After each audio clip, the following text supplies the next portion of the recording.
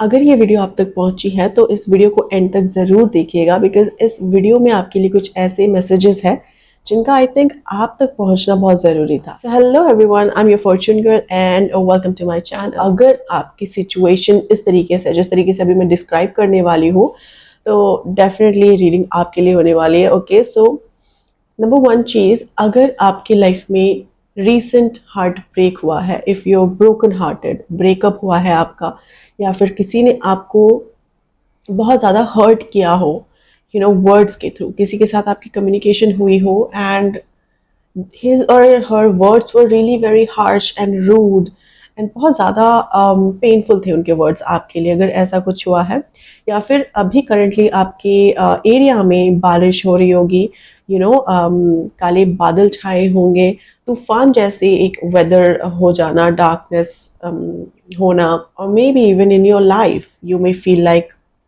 काले बादल घिरे हुए हैं आपके ऊपर।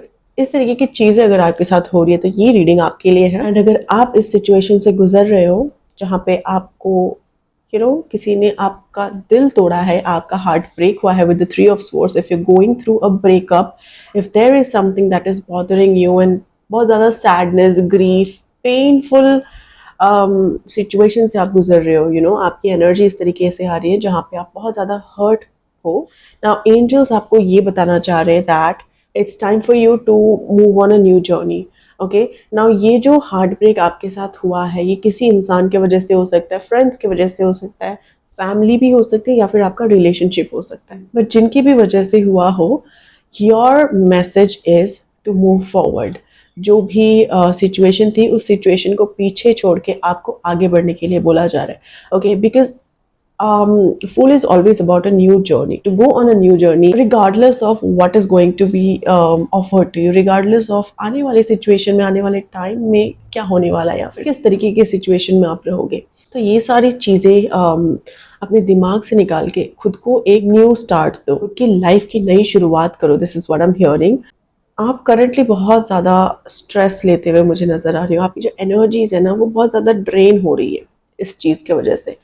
तो जिन्होंने भी आपको हर्ट किया है, या फिर जिस सिचुएशन में भी आप हर्ट हुए हो, उस सिचुएशन की वजह से आपके रातों की नींद उड़ी हुई है, you are feeling emotionally drained and कहीं ना कहीं एक फियर है आपके अंदर, you have that fear of something negative happening to you और you being alone. Maybe इस वजह से आपने हेल्दी खाना भी छोड़ दिया है, आपके स्लीपिंग पैटर्न्स भी बिल्कुल ठीक नहीं है इस वक्त। So, you know what? You're just asked to move forward. Now, Eight of Cups is a card that talks about leaving those emotions, those things behind that are not serving us. And right now, I feel that this heartbreak, this situation is not serving you anymore. It's not bringing in any goodness for you.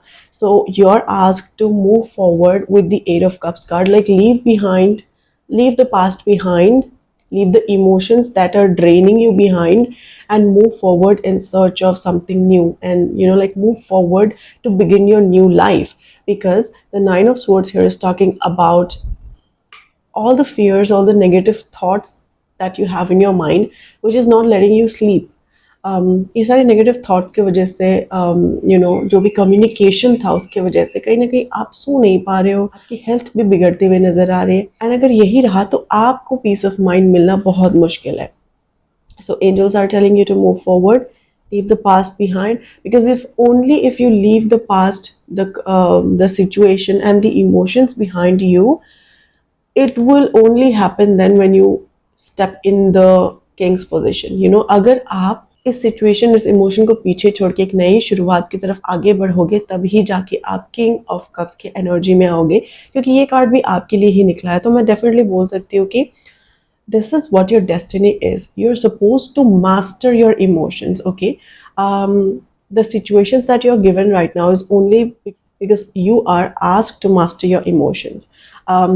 No matter कितने भी problems हो, no matter कितने भी लोग आपके आसपास हो जो आपको, आपके इमोशंस को ट्रिगर करे, आपको बिल्कुल किंग की तरह स्टेबल रहना है। Okay, if you look at the king over here, ये एक ऐसे पानी में है जो पानी बिल्कुल भी स्टेबल नहीं है। but the king is literally stable. He is sitting on his throne with all his power, with all his authority, and the water is not being able to get him down. So this is what you're asked to do. किसी को भी उतना power मत दो जो आपके emotions के साथ खेलकर आपको ही हरा सके. Don't be that person, okay? Be like the king who is stable no matter what is happening around him. He has taken the charge of his own emotions in his own hands. तो इस king को कोई नहीं हरा सकता है, okay, क्योंकि इन्होंने खुद के इमोशंस को खुद के हाथों पे रख लिया. बट अभी जो आपकी सिचुएशन है ना, उस सिचुएशन में मुझे आप बहुत ज़्यादा सैड, बहुत ज़्यादा ग्रीव करते हुए नजर आ रहे हो, जहाँ पे आपको बहुत अफेक्ट किया है किसी चीज़ ने, किसी इंसान ने, या फिर किसी के कॉन्वर्जेशन ने आपको बहुत ज़्यादा अफेक्ट किया. And the fact that you are being bothered is your loss, okay? You are supposed to cut the cords. You're supposed to stop fueling this sad emotional journey that you're on right now and begin your life with all hopes, all positivity, because you're a king, okay? And you're meant to do something great for yourself. Definitely right now आपको बहुत ज़्यादा restless feel हो रहा होगा, but don't let this emotion move forward with you in your journey, in your life's journey. I'm definitely seeing a fresh new start happening in your life. With the Page of Pentacles, I'm seeing that a fresh new opportunity is being handed over to you. कोई ऐसी opportunity आपको मिल सकती है जिस opportunity का आपको बहुत लंबे समय से इंतजार था, बट बिकॉज ये हार्ट ब्रेकिंग सिचुएशन में हो आप एंड थोड़ी बहुत सैडनेस है आपकी लाइफ में, इस वजह से आप देख नहीं पा रहे हो कि आने वाले सिचुएशन में आपको क्या मिलने वाला है.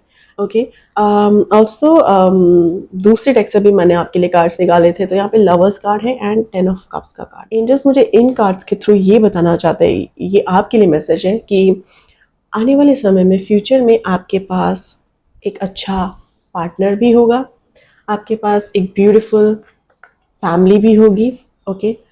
आपके पास वो फ्रीडम भी होगा जिससे आप अपना फ्यूचर सिक्योर कर पाओगे.